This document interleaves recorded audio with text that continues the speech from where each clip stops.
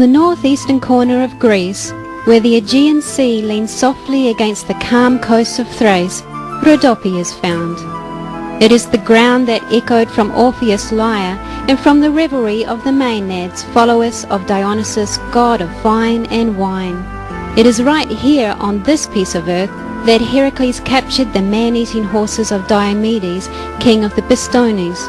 Also, it was here the afflicted Ulysses, as Homer mentions, fought and beat the Ciconas and obliterated Ismara. And here, because Ulysses had respect for Maron, the king and priest of Apollo, that the king rewarded him by offering him 12 pitchers of sweet wine. And then Ulysses, intoxicated and later blinded the Cyclops Polyphemus.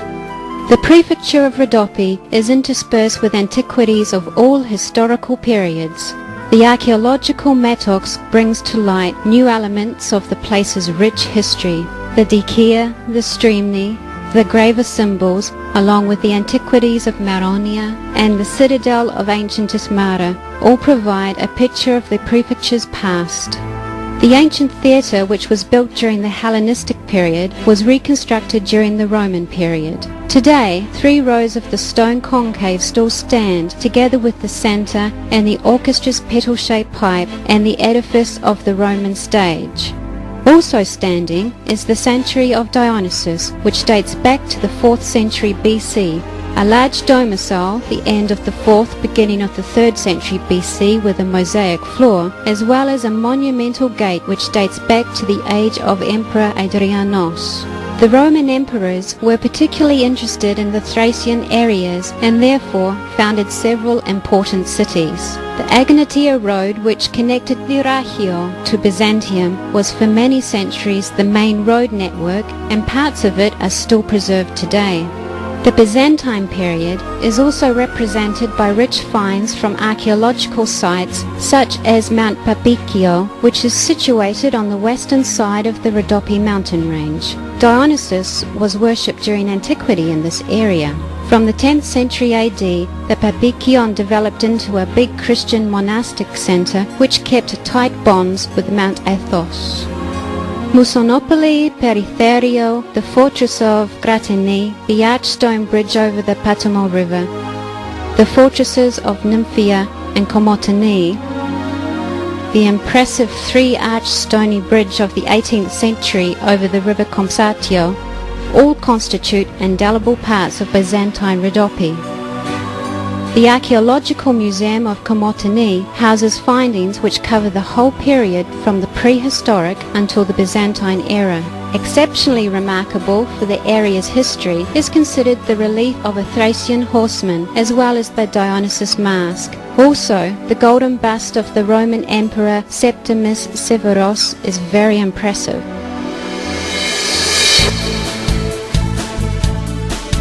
Nowadays, Rhodope is steadily being developed and lies in the centre of evolution of southeastern Europe.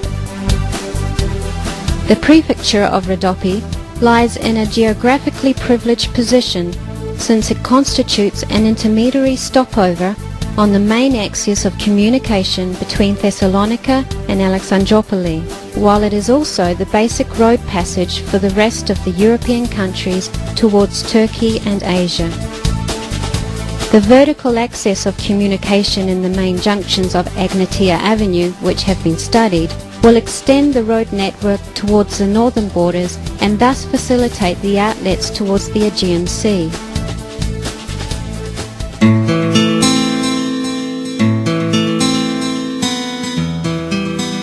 Komotini, the capital of the county, as well as the base of the administrative district of East Macedonia and Thrace, is a financially modern administrative centre, a city which has managed to combine its historical elements with its modern pace of development. The long history of Komotini is unravelled to the visitor at every single corner, a crossroad to the footpaths of west and east.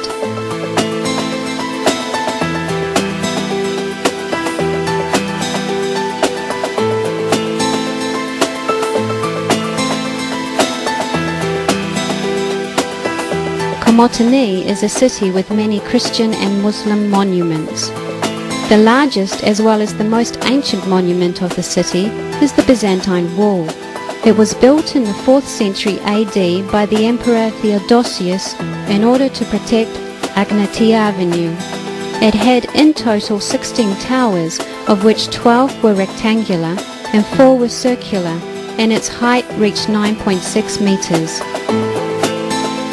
The Holy Temple of the Virgin Mary is situated within the wall at its eastern side.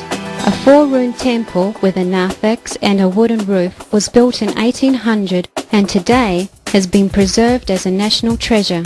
Moreover, important from an artistic point of view is the miraculous icon of the Virgin Mary, which dates back to the 15th or 16th century. On the eastern side of the fortress is Imaret, the poorhouse, which was built by the ruler of the town Gazi Evren Bey in 1363. It has been restored and today houses the Ecclesiastical Museum. In the town centre, the clock tower dominates, which was built in 1884.